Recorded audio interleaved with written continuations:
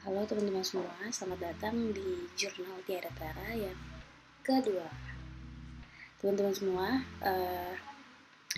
hari ini aku bakalan cerita soal director studies. Aku minta maaf juga karena resolusi video ini masih jelek. Aku masih menggunakan webcam dari laptopku. Oke, pertama-tama aku bakal ngomong soal director studies. Director studies itu apa sih? Director studies ini tuh lebih mengacu kepada metode-metode apa sih yang digunakan oleh sutradara dalam membentuk karakter dalam filmnya, atau uh, menyusun segala macam konsep kreatif untuk filmnya. Untuk matkul director studies ini tuh kemarin pas UTS bikin remaxin. Filmnya tuh beda-beda, jadi seperti yang sempat kemarin disinggung soal film wajib tonton, kalau secara general teman-teman di kampusku itu dapat film wajib tonton listnya yang setiap semester tuh ada, dari Studies ini tuh punya list yang beda itu dari Mas Iva Isfansya sendiri. Listnya tuh ada sekitar 80 film dan itu berasal dari beberapa negara, dan untuk film-filmnya sudah diklasifikasikan per negara itu ada sekian film dan sutradaranya pasti berbeda. Mungkin ada 1-2 film dari satu sutradara tapi rata-rata beda gitu. Listnya kurang lebih kayak gini. Aku nggak bisa expose full film-filmnya kan beda-beda. Nah, teman-teman diminta untuk nge-remake satu scene di film yang mereka pilih, dan nggak boleh sama sekali beda. Bahkan dari shot per shot itu harus sama. Yang di sini adalah kita sebagai mahasiswa mempelajari apa sih sebenarnya yang pengen dicapai dari sutradara A saat membuat shot tersebut gitu loh. Mau gak mau kita saat memilih satu scene itu harus menonton satu atau pokoknya sejumlah interview dari sang sutradara untuk memahami, oh ternyata alasan kenapa shot ini di scene ini tuh seperti ini karena dia itu ingin menekankan intensi ini gitu loh.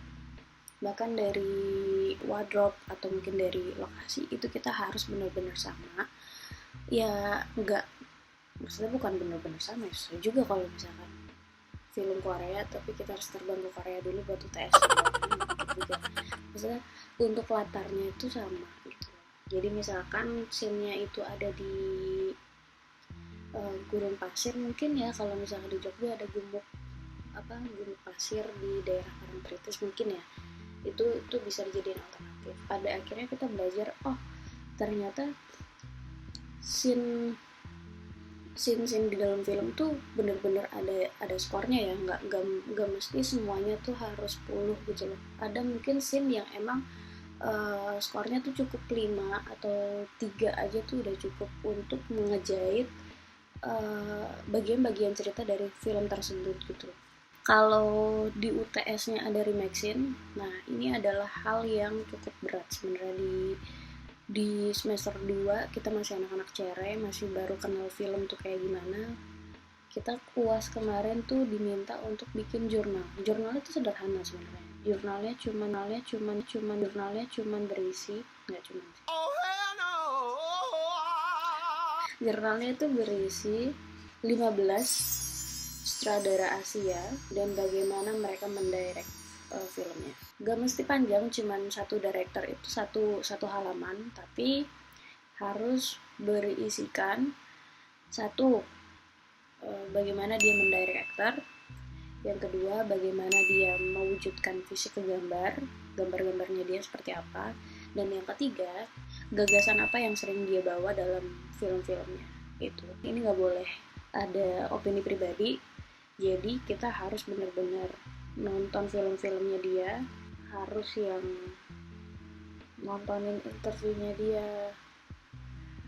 Dan interviewnya itu kan rata-rata nggak cuma 10 menit, 12 menit, mungkin ada yang sono. Kita kayak bener-bener harus nontonin behind the scene-nya juga, pas dia sama aktor tuh kayak gimana sih ngedirectnya, kayak Wong Kar-wai.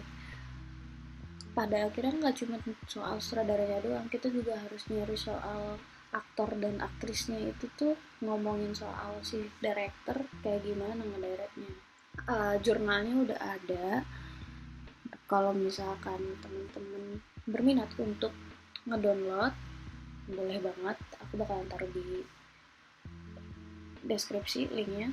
Teman-teman yang pengen baca boleh banget, tapi jangan berharap banyak karena itu adalah hasil pembelajaran aja, hasil observasi kecil diriku terhadap 15 sutradara itu. Boleh dong guys komen sutradara kesukaanmu siapa. Mungkin untuk jurnal kedua Tiada Tara kali ini ada cukup segitu aja. Terima kasih banyak teman-teman semua.